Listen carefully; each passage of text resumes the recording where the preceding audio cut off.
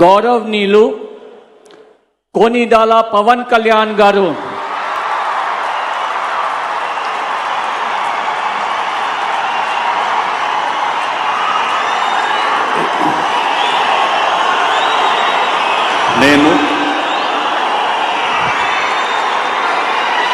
కొనిదల పవన్ కళ్యాణ్ అనే నేను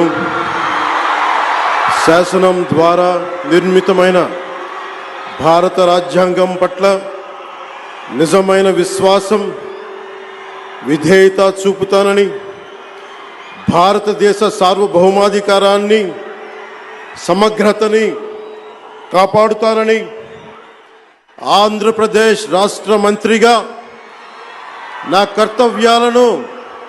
శ్రద్ధతో అంతఃకరణ శుద్ధితో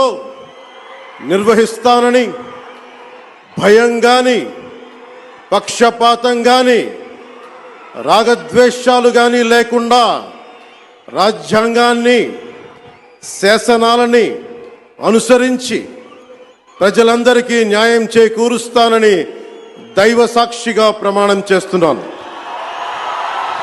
నేను